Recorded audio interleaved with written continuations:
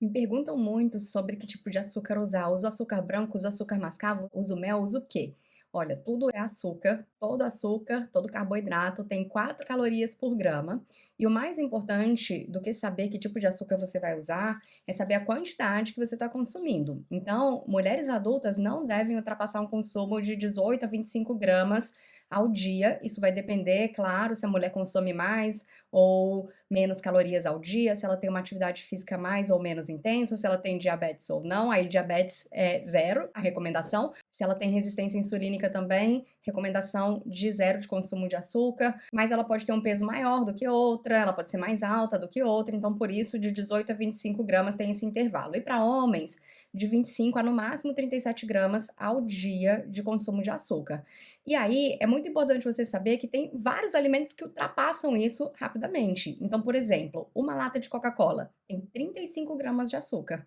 Então, se você tomar uma lata de Coca-Cola ao dia, você já não pode colocar mais nada de açúcar na sua comida. Troca esse alimento por outro. Você pode tomar água com gás e limão, água com gás e suco de uva integral diluído, água com gás com gotinhas de laranja. Então, você já reduz muito esse consumo de açúcar.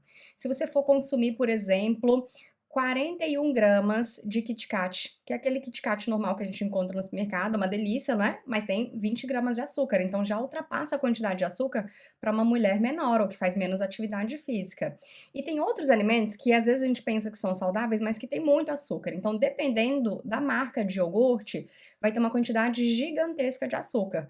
É muito importante você olhar no rótulo, então, a quantidade de carboidrato e desses carboidratos, o quanto que é açúcar adicionado. Porque 200 mililitros de iogurte, por exemplo, de morango, pode ter entre 28 e 50 gramas de açúcar. Às vezes mais que o dobro do que um homem precisa por dia.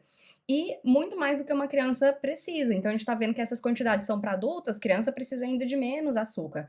E 200 mililitros de todinho já tem 23 gramas de açúcar. Se for 30 gramas de sucrilhos, que é uma quantidade minúscula de sucrilhos, 2 colheres de sopa de sucrilhos já tem 12 gramas de açúcar. Se a pessoa consumir 4 colheres de sopa de sucrilhos, que para quem não sabe é um cereal adoçado, para quem não é do Brasil, esses cereais matinais feitos de milho e açúcar. Então, se a pessoa consumir 4 colheres de sopa de sucrilhos, 60 gramas já dão 24 gramas de açúcar. Se ela for tomar um suco, pode ser, por exemplo, uma bebida de soja do tipo Ades, essa de pêssego.